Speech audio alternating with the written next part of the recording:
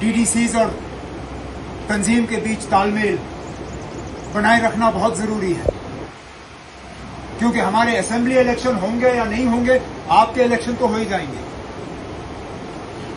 Urban local bodies और पंचायत के election time पे होंगे, पार्लियामेंट का इलेक्शन हो जाएगा। जो असेंबली की टिकट की ख्वाहिश रखते हैं उनको पता नहीं कितनी देर इंतजार करना होगा। अल्लाह का शुक्र है कि मैंने बहुत पहले ही कह दिया ना, मुझे असेंबली का कोई ये नहीं है, तो मुझे कोई परेशानी नहीं, मैं अपनी जगह बिल्कुल मुतमईन हूं।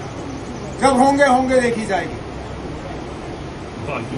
दुख इस बात का जरूर होता है कि जो राब्ता गवर्नमेंट और एडमिनिस्ट्रेशन का होना चाहिए लोगों के साथ, वो इस हुकूमत में है। इसलिए वो ऐसे ऐसे फैसले ले रहे हैं जिनसे लोग और ज्यादा नाराज होते जा रहे हैं। चाहे वो राशन को लेके हो, चाहे वो मीटर को लेके हो, चाहे वो पानी को लेके हो, चाहे वो रोजगार को लेके हो, हर तरह से देखा जाए तो सिवाय शोषा के इस हुकूमत में और कुछ नहीं है।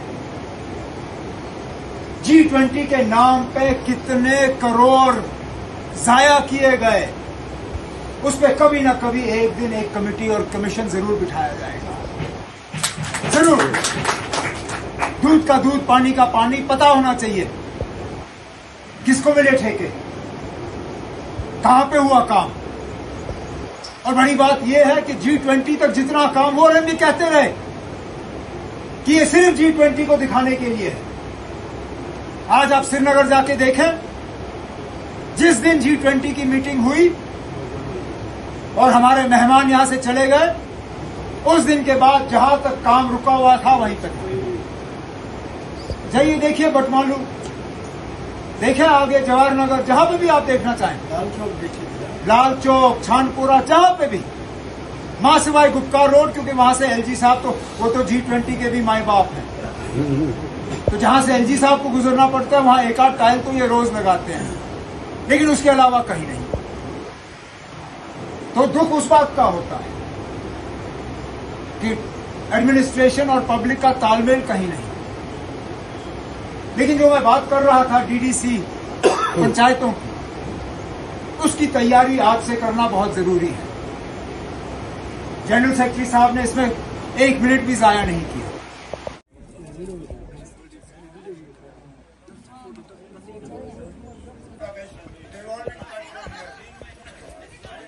Can secure our rights, जो हमारे फंडामेंटल राइट्स, जो हमारे कॉन्स्टिट्यूशनल राइट्स, जो इनकी से आज तक बानीपुर टाउन में we have never had charge संभालने के बाद, जैसे जावेद साहब कह रहे हैं, हर नेशनल कॉन्फ्रेंस है, डिस्ट्रिक्ट हेडक्वार्टर है बानीपुर के हमारे। हमने जनाब वर्कर्स मीट रखी, हम ऑफ कर रहे हो, हम आज तक बानीपुर टाउन में कोई पॉलिटिकल पार्टी, रीजन उसके लिए सर, इट वाज all कोई शिकायत नहीं। हमारी पार्टी जो party has to address transparent background, कोई अगर उसको इस डीडीसी कॉन्स्टिट्यूशन में कोई प्रॉब्लम मैं कह रही आई बिलीव मैंने इलाज साहब को पिछली बार ये हमारी जिम्मेदारी है उस आपको वो वोट में बराबर इसकी जोनल कमेटी की तमाम मेंबरान साहिबान, वुमेन्स विंग यूथ सूबाई सदर सलमान अली सागर साथ सोबश मीटिंग श्रीनगर मज कर हर रेत उमर सबन दो कि हम नेशनल कानून को हर सतह पे मजबूत करें, नेशनल कानून को मजबूत करने के लिए बिल्कुल तंजीम को मजबूत करने, साथियों से बातचीत करने का मौका, उनसे सुनने का मौका, खासकर मौजूदा हालात को लेके, और कुछ अपनी बातें उनके सामने रखने का मुझे मौका मिला। मकसद तो यही, ये सिलसिला तो जारी रहता था मिलने का। इससे पहले हम अपने दफ्तर श्रीनगर में मुलाकात करते थे। इस बार सोचा कि तीनों जोनों की मीटिंग जो है हम श्रीनगर से हट के करेंगे, तो नॉर्थ जोन की मीटिंग आज हम द्रंग में कर चुके हैं। ये लोग इस वक्त परेशान है क्योंकि इलेक्शन का बार बार जो लोगों का भी मुतालबा है, सभी सियासी जमात का मुतालबा है, अगर वल्दियत के लिए माहौल साजगार G20 के लिए है या पार्लियामेंट इलेक्शन के साथ असेंबली इलेक्शन के लिए क्यों नहीं? तब माहौल G20 के लिए भी साजगार है, माहौल बल्दियाती इलेक्शन के लिए भी साजगार है, मुमकिन है कि माहौल पार्लियामेंट इलेक्शन के लिए भी साजगार होगा, लेकिन माहौल बीजेपी के लिए साजगार नहीं है। और क्योंकि माहौल बीजेपी के लिए साजगार नहीं है, यहाँ पे असेंबली इलेक्शन नहीं होंगे, क्योंकि बीजेपी को खुद भी पता है कि आज के दिन में अगर इलेक्शन किए गए तो शायद वो 10 सीट से ज्यादा पूरे जम्मू कश्मीर में नहीं जीतेंगे। इसलिए वो इलेक्शन कमीशन के पीछे, बुजदिलों के पीछे छुपे हुए हैं। जो कहते हैं कि इलेक्शन कमीशन को फैसला करना है, लेकिन इलेक्शन कमीशन बिना होम मिनिस्ट्री के ये फैसला कर नहीं सकती, क्योंकि जम्मू कश्मीर के अपने ही अजीब सिक्योरिटी के हालात थे। इलेक्शन कमीशन को होम मिनिस्ट्री के साथ मिलके यहाँ के इलेक्शन करने होंगे। जब उनको इलेक्शन करने की इजाजत नहीं दी जा रही है तो इलेक्शन का ऐलान कैसे कर सकते हैं? इसलिए हम इलेक्शन कमीशन से सुनना चाहते हैं। उन्होंने खुद कहा कि यहाँ पे वैक्यूम है और उनको एहसास है इस बात का कि यहाँ पे वैक्यूम है और उस वैक्यूम को भरने की जरूरत है। तो आज इलेक्शन कमीशन वाले हमें बताएं ना, अगर वैक्यूम है तो उसको भरने का काम क्यों नहीं किया जा रहा है? मैंने इसलिए कहा कि हिंदुस्तान में कहते हैं जमहूरियत है, लेकिन जमहूरियत वहां पे आ जाके रुक जाती है जहां से जम्मू कश्मीर का इलाका जो है शुरू हो जाता है।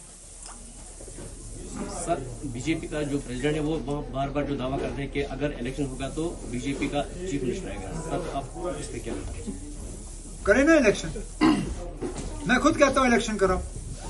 रविंद्र रायना साहब खुद बने अगर उनको सीटें आती है। मैं कह रहा हूं ना, वो 10 सीटों से कोई चीफ मिनिस्टर नहीं बनता।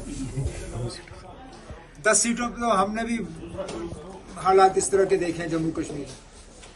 यहाँ बहुत लोग हैं जिन्होंने 10 सीटों पे ख्वाब देखे हैं चीफ मिनिस्टर बनने के। रविंद्र रायना साहब भी उनमें से एक शामिल है। इलेक्शन कराएं, 10 सीट से ज्यादा जीत के दिखाएं मुझे, मैं भी देखूँ। सर, जम्मू कश्मीर के लिए के लोगों के लिए जो इस वक्त मुसीबत में, क्योंकि हमारी गवर्नमेंट यहाँ पे नहीं, उनके लिए आपकी खास मैसेज क्या है? सिर्फ ये कि सब्र करना होगा, और सब्र का फल, हमें कहा गया हमेशा कि सब्र का फल मीठा होता है। सब्र करना मुश्किल है, आसान नहीं है, लेकिन हमें सब्र करना होगा। और आखिरकार ये हमेशा के लिए इलेक्शन से भाग नहीं सकते, कभी ना कभी तो इनको कराने होंगे। मैं इसलिए इनसे कहता हूँ चले रहो, अलग से नहीं तो पार्लियामेंट के साथ मिलकर कराओ।